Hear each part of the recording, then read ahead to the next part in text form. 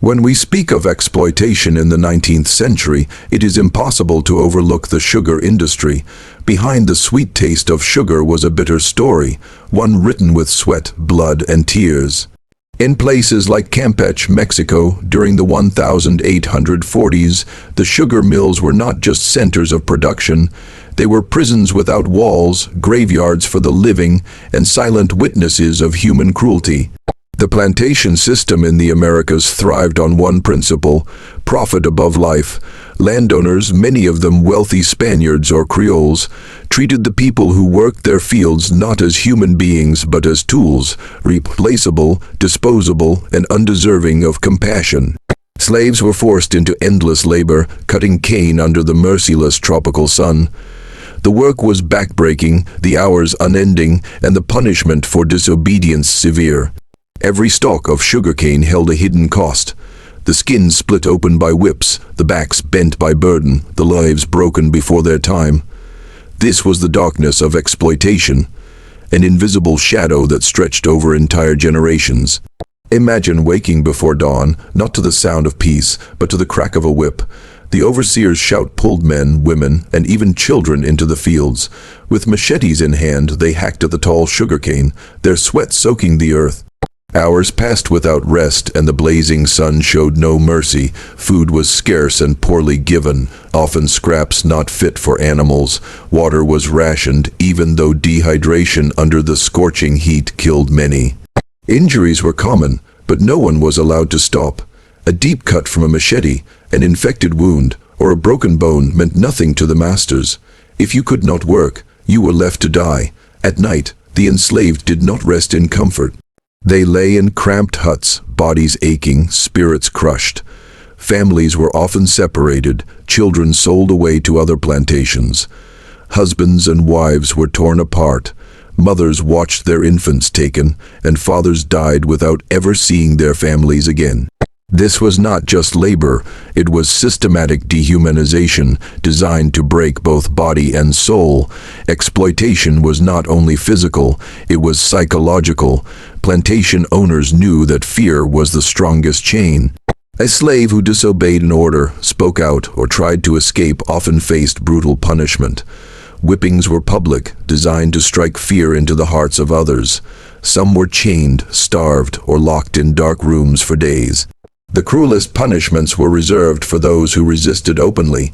Historical accounts speak of slaves who were decapitated, burned alive, or mutilated to send a message. Submission was the only way to survive.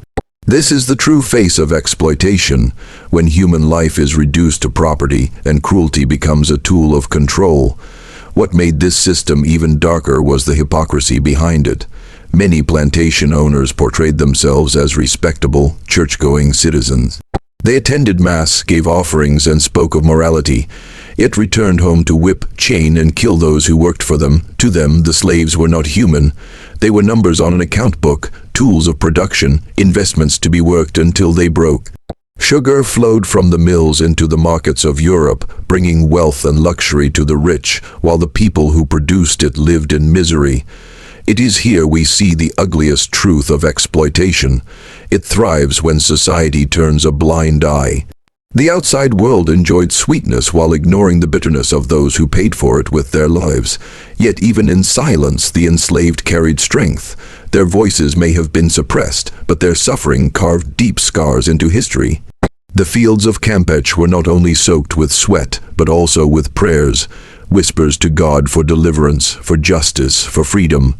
Some resisted quietly by slowing their work, breaking tools, or escaping into the forests. Others resisted in spirit, refusing to let the masters erase their dignity. They sang songs at night, songs of pain, but also of hope, keeping alive the memory of who they were before chains bound them. And sometimes, when cruelty reached its peak, history records strange occurrences, the kind that no overseer could explain. Strange sightings, mysterious accidents, and whispers of spirits haunting the mills. For the enslaved, these were not just stories of fear but symbols of hope, proof that justice would one day come, whether in this life or the next.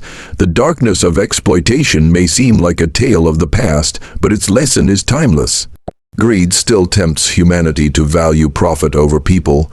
Power still seduces leaders to oppress the weak. Exploitation may look different today, but its spirit remains wherever human dignity is sacrificed for gain.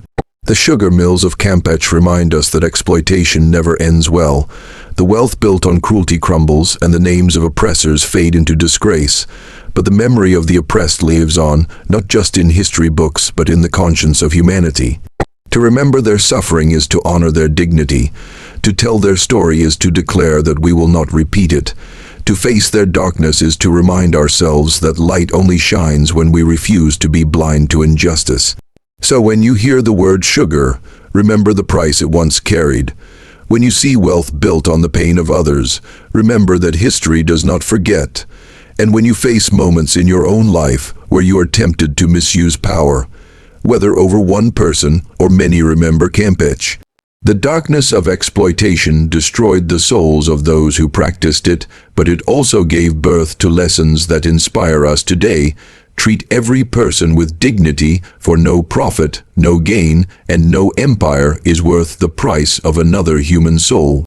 Greed has always been one of humanity's most dangerous poisons.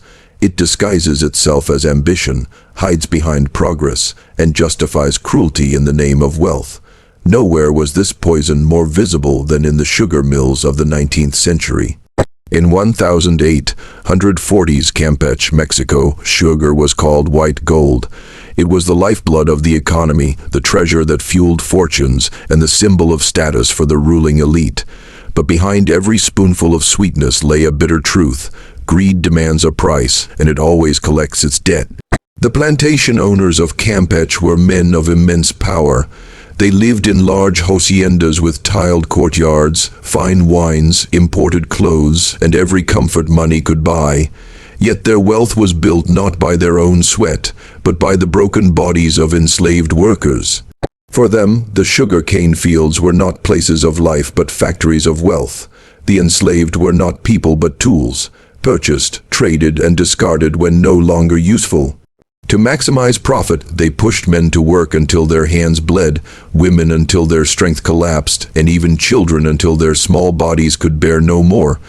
Every time a cane stalk was harvested, the master grew richer. But every coin earned in greed was a coin soaked in blood. Greed is never satisfied. It whispers just a little more, and no amount of wealth can silence it. The plantation owners knew they were already rich, but still, they wanted more sugar, more exports, more gold. This obsession drove them to increase the pace of work. Overseers pushed the enslaved beyond human limits, denying them rest, slashing rations, and demanding output at any cost. When a worker collapsed from exhaustion, he was whipped back to his feet. If he could not stand, he was replaced, forgotten as if his life had meant nothing. The greed of the masters was not just economic, it became a sickness of the soul. They measured human value only in productivity. They could not see faces, families, or futures, only numbers and profits. The result was inevitable. The sugar mill of Campeche became a place of death. Disease spread quickly in the crowded slave quarters, where malnutrition and exhaustion weakened every body. Some slaves died in the fields, machetes still in hand. Others died in silence at night, their lives extinguished before they could reach old age. To the masters, these deaths meant nothing. If one slave died, another was bought. If one family broke, another was enslaved. Human lives became mere expenses on an account sheet, losses that could be replaced with another purchase. But greed has a way of turning blessings into curses. The very fields that produced wealth began to carry an aura of dread. The sugar mill grew infamous not only for its cruelty, but also for its mysterious tragedies. Accidents, disappearances, and strange sightings that spread fear among workers and overseers alike. The story of the headless bodies that later appeared in the Campeche mill was more than a ghost tale. It was a reflection of greed's curse. Local whispers said that the overseers who had punished slaves too brutally were among the first to meet strange, violent ends. Their bodies were found lifeless, decapitated, as if the very land had risen in judgment. Some believed it was the spirits of the murdered slaves returning for vengeance. Others said it was simply fate. When greed blinds the heart, destruction soon follows. Whether ghostly or real, these terrors broke the power of the plantation. The masters who had once thought themselves untouchable were now consumed by fear. Wealth could not protect them from guilt, from whispers in the night, or from the invisible justice that seemed to stalk them. The sugar mill that had once been a monument of greed became a ruin, abandoned, cursed, and remembered not for prosperity but for horror. What does this tell us today? It shows that greed is not just about money, it is about what we are willing to sacrifice to get it. The masters of Campeche sacrificed their humanity. They silenced their consciences, ignored compassion, and traded love for gold. In the end, they gained wealth but lost peace, gained riches but earned fear, gained power but invited judgment. Greed always takes more than it gives. It promises sweetness but leaves bitterness. It offers riches but steals dignity. It gives temporary pleasure but leaves permanent scars. We may not live in the days of sugar plantations, but the spirit of greed still exists. It appears in business when profit is valued over people. It shows up in communities when power is used to exploit the weak. It whispers in our personal lives when we chase wealth, status, or success at the expense of kindness, honesty, or family. The story of Campeche is a warning. If greed rules your heart, you will lose more than you gain. But it also carries a deeper motivation. We must live differently. We must choose generosity over greed, dignity over profit, and compassion over cruelty. Wealth can vanish, but character remains. Gold can rust, but the way you treat others will echo long after you are gone. The price of greed is always higher than expected. The plantation owners of Campeche learned it too late. They thought they were building legacies of wealth, but instead they built tombs of horror. Their sugar fed nations, but their cruelty fed nightmares. As we remember their story, let us choose a different path.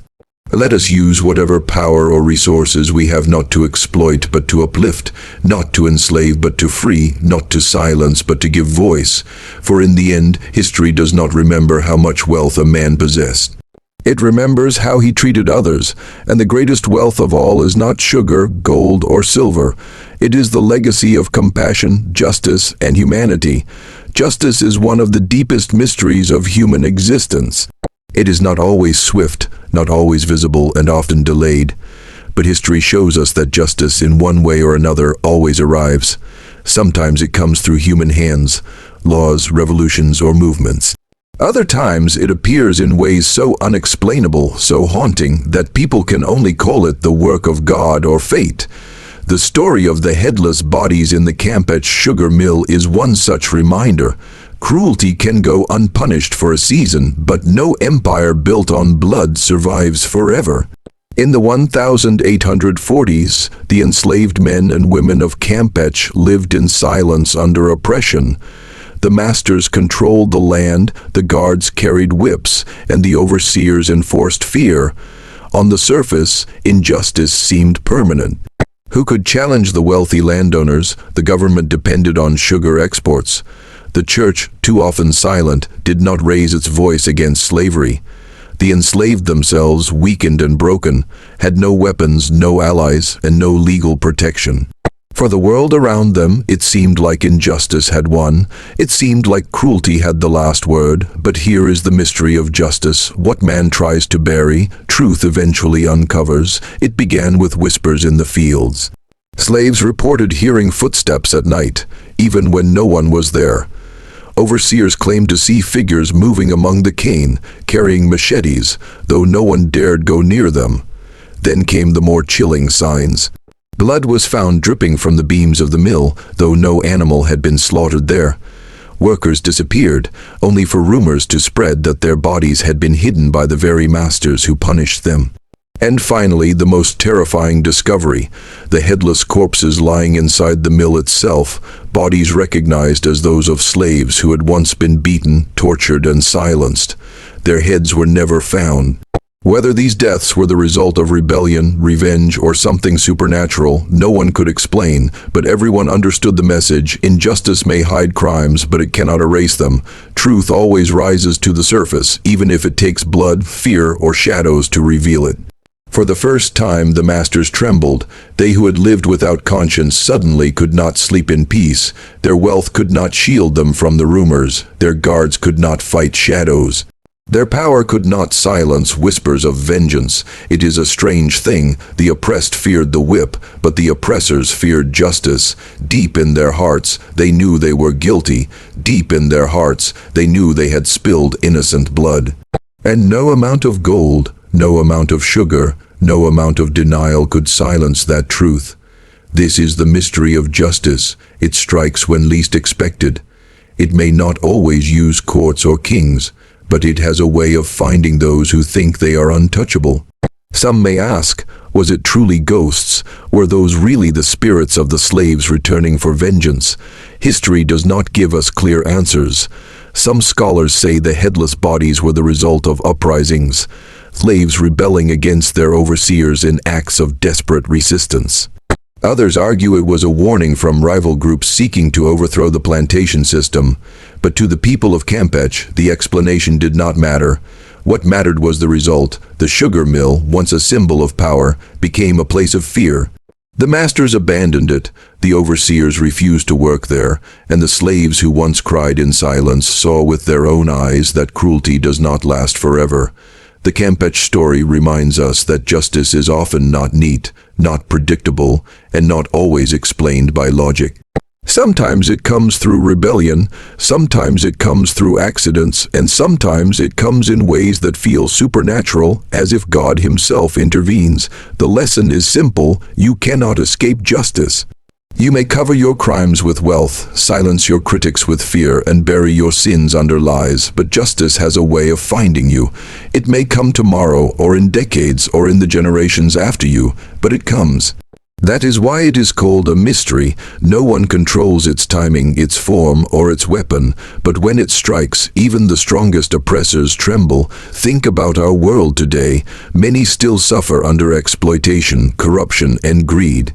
Many still believe that power and wealth can silence truth, but the story of Campeche whispers across time, do not think you can bury justice forever. For the weak and oppressed, this is a message of hope. Even if no one defends you today, even if the world seems blind to your pain, justice is moving, slowly, quietly, but surely. For the powerful and the greedy, this is a warning. Every act of cruelty writes a debt. Every injustice leaves a stain, and one day that debt will be collected. The headless bodies in Campeche are not just a tale of horror. They are symbols of a larger truth. They show that when injustice tries to silence voices, justice finds new ways to speak. They remind us that no crime, no cruelty, no act of greed is ever truly hidden. So let us live with this wisdom. If you are suffering under injustice, hold on. History proves that justice, though delayed, will come. If you have power over others, use it with compassion. Remember that every choice you make writes your legacy, and justice will weigh it. And if you doubt the existence of justice, look to Campeche. The sugar mill is gone, but its story remains, warning us that justice may be mysterious, but it is never absent. History often remembers the cruelty of masters, the wealth of empires, and the horrors of exploitation. But hidden within the shadows of oppression burns a light that no whip, no chain, and no master could ever extinguish: the spirit of resistance. In Campeche during the 1840s, enslaved men and women were stripped of freedom, dignity, and even identity. Yet even in the depths of despair, they carried within themselves something powerful, a refusal to fully surrender. Though beaten in body, their spirits whispered of freedom, dignity, and hope. That whisper became the seed of resistance. Not all resistance was loud or violent. Sometimes it lived in silence. The enslaved resisted by keeping their memories alive, remembering their homeland, their families, their languages, and their songs. Though forbidden, they whispered prayers in the dark, sang lullabies to their children, and told stories of ancestors who once lived free. Every time they refused to forget who they were, they defied the masters. Every song hummed in the night was an act of rebellion, declaring, "You may control my body, but not my soul." They also resisted through small acts of sabotage: a blade dulled intentionally, a machine left broken. A task done slower than expected. To the overseers, these seemed like accidents, but for the enslaved, it was a way to say, "You cannot own my spirit." But resistance did not always remain silent. Some rose in open defiance. In Campeche, whispers spread of secret gatherings where slaves planned to overthrow their oppressors. Rumors told of machetes hidden in huts, ready not just for cutting cane but for fighting back. It is believed that some of the headless overseers found in the sugar mill may have fallen victim to such uprisings. Enslaved men, pushed beyond endurance, turned their tools into weapons. They struck at night when the guards grew careless. Their attacks were swift, merciless, and fueled not by greed but by desperation. These rebellions often ended in blood, for the masters had soldiers and weapons. But even when rebellions were crushed, their message lived on. The enslaved refused to be silent forever. They showed that even the most broken could rise against oppression when pushed too far. For many, resistance was also deeply spiritual. The enslaved clung to faith, believing that though men had enslaved them, God still saw them as free. They prayed for justice, believing heaven would answer even when earth remained silent. This faith gave them strength to endure the whips, courage to face death, and hope that someday freedom would come. Even if not for them, then for their children. In the silence of the night, prayer became their rebellion. It kept their spirits alive when everything else sought to crush them. Resistance terrified the masters. They knew that beneath the silence of the fields, a fire was burning. They could not see it, but they felt it. That is why they punished so harshly, because they feared what would happen if the enslaved ever rose together. Every rumor of rebellion spread fear among plantation owners. Every strange accident, every unexplained disappearance, every whisper of ghostly sightings in the cane fields reminded them that control was fragile. Their greed could not erase the humanity of those they oppressed. And perhaps that is why the headless bodies of Campeche carried such weight. To the masters, it was a sign that resistance had broken through the silence. To the enslaved, it was proof that injustice did not go unanswered. The spirit of resistance did not die in the 1840s. Though many enslaved people of Campeche never lived to see freedom, their defiance planted seeds for the generations after them. Every small act of courage built a legacy. Their whispered prayers became songs of liberation. Their stories inspired revolutions. Their blood watered the soil of justice. And though their names are forgotten by history, their resistance helped shape the eventual downfall of slavery in Mexico and across the world. This is the power of resistance. Even when it seems small, even when it feels hopeless, it carries forward. It teaches us that no amount of chains can hold a people who refuse to surrender their souls. The spirit of resistance is not locked in the past. It speaks to us now, in every place where injustice exists, in workplaces, in communities, in nations. Resistance still lives. Every time someone refuses to remain silent in the face of cruelty, they honor the legacy of Campeche's enslaved. We too are called to resist, not with violence, but with truth, with courage, and with compassion. When greed tempts us to look away, resistance is standing for what is right. When fear tells us to be silent, resistance is speaking the truth. When the world says change is impossible, resistance is believing and acting anyway. The enslaved people of Campeche teach us something eternal. Oppression may break the body, but it cannot kill the spirit. Resistance is proof of that. Their machetes cut cane, but also symbolized a readiness to cut through chains. Their songs carried sorrow, but also the heartbeat of hope. Their prayers rose from the fields, carrying defiance to the heavens. And when the headless overseers were found in that haunted mill, whether by rebellion, fate, or divine justice, the message was clear. The spirit of resistance cannot be silenced. So let us remember this lesson: never surrender your spirit. Whatever chains life tries to place on you, fear, doubt, failure, or oppression, resist, rise, believe, fight in your own way, because history belongs not to the oppressors, but to those who refuse to give up their dignity. Every story in history carries a lesson. Some lessons are clear, others are hidden in mystery. But when we look at the abandoned sugar mill of Campeche, with its whispers of cruelty, greed, resistance, and justice, the lesson is undeniable. Power built on cruelty always collapses, and the price of exploiting others is always destruction. This is the moral lesson of Campeche. It is not just a tale of horror about headless bodies in a mill. It is a mirror held up to humanity, showing us what happens when compassion dies and greed rules. At the height of its power, the sugar mill seemed untouchable. It had wealth, influence, and protection from both government and church. The masters believed they had created something permanent, a legacy that would last for generations. But look at it now, an abandoned ruin remembered not for its wealth but for its cruelty. What was once a monument to power became a graveyard of fear. This is the first moral lesson: cruelty cannot sustain itself. It may thrive for a while, but it always destroys the very foundation it is built on.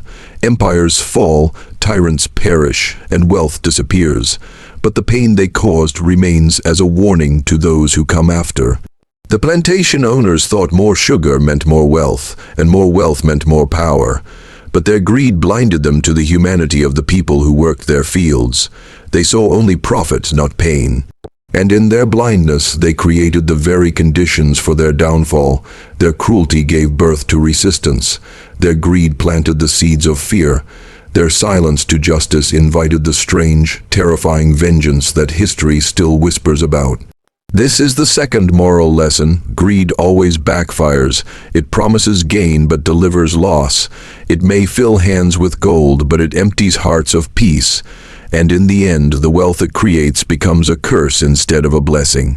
The overseers who whipped slaves, the masters who ignored their cries, and the men who treated human beings as property, where are they now? Their names are forgotten, their wealth is gone, their titles mean nothing. But the memory of their cruelty lives on, not in honor but in shame. Meanwhile, the enslaved, those who suffered, prayed, and resisted, may not have names written in history books, but their dignity speaks louder than the wealth of their oppressors. This is the third moral lesson: every action writes a legacy. You may think no one sees your choices, but history records them. People may forget your name, but they will remember your impact, and the greatest legacy is not how much you gain, but how much you give. The mill of Campeche is haunted not only by stories of ghosts, but also by the truth that justice cannot be escaped. The masters tried to hide their crimes, but the land itself revealed them. The headless bodies were a reminder that no sin is buried forever. This is the fourth moral lesson: justice is inevitable. You may delay it, you may deny it, but you cannot avoid it. It may come in the form of rebellion, in the collapse of power, or in the quiet passing of time, but it always arrives. Perhaps the greatest lesson of all is this: no matter how much cruelty tries to strip people of their humanity, dignity survives. The enslaved of Campeche were beaten, starved, and silenced, yet they prayed, sang, remembered, and resisted. Their spirit lived on, and their story still speaks today. This is the fifth moral lesson: human dignity cannot be erased. Even in the darkest suffering, the human soul carries light. Even when oppressed, people hold on to their worth. And in the end, that dignity speaks louder than any chain, whip, or master.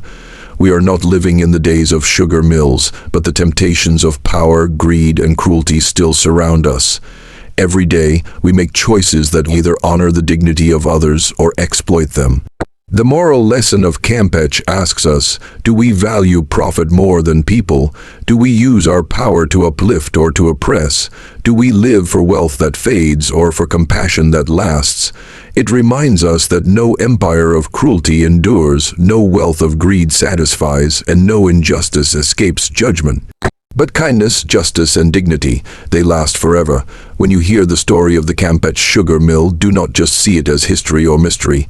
See it as a warning, but also as an invitation. A warning that if we choose greed, cruelty, or exploitation, we are building our own ruin. An invitation to choose a different path, to build lives not on cruelty but on compassion, not on greed but on generosity, not on fear but on justice. For in the end, this is the moral lesson of Campeche: what you build with cruelty will collapse, but what you build with dignity will last forever. The sugar mill crumbled, but its lesson remains, and now it is up to us to decide, what kind of legacy will we leave behind? History is not just about the past, it is a mirror for the present and a guide for the future. The story of the Campeche sugar mill in 1840 is not just about a ruined building, forgotten masters, and enslaved workers. It is about us today. It is about how we choose to live, how we treat one another, and what kind of legacy we are building. The mill may be silent, but its echoes are loud. They remind us that greed destroys, cruelty collapses, and justice always comes.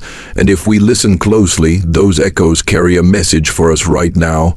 Live with purpose, live with compassion, live with dignity. That is the motivation for today. In Campeche, greed was the driving force.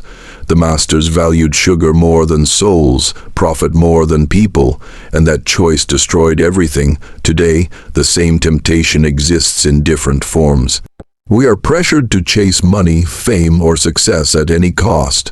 We live in a world where companies exploit workers, leaders sacrifice integrity for gain, and individuals trade their values for short-term advantage. But the mill teaches us this: what you gain without compassion, you will eventually lose. True wealth is not measured in gold or possessions, but in relationships, in kindness, in the lives you touch. If we choose people over profit, we build something that lasts. The plantation owners had power, but they used it to dominate and exploit. Their power became a curse, not only for those beneath them, but also for themselves. Today, each of us has power in some way. It may be the power of leadership at work, influence among friends, authority in a family, or even just the power of words. The question is, how do we use it? Do we use it to lift people higher or to push them down? The mill of Campeche reminds us that power without compassion leads to ruin, but power with kindness creates legacy. The overseers thought they could hide their cruelty. For years, their crimes were buried, literally, beneath the earth. But when the mill was abandoned and the truth surfaced, so did the justice they thought they had escaped. In our world today, injustice still exists. People cheat, lie, exploit, and abuse. Sometimes it seems like they get away with it, but the lesson is clear. Justice may take time, but it always arrives. This truth should motivate us not only to live with integrity, but also to stand for what is right, even when it is unpopular. The enslaved people of Campeche were stripped of freedom, beaten and silenced, but their dignity was never erased. Their cries still echo, their courage still inspires, their story is remembered, not the names of the masters, but the spirit of the enslaved.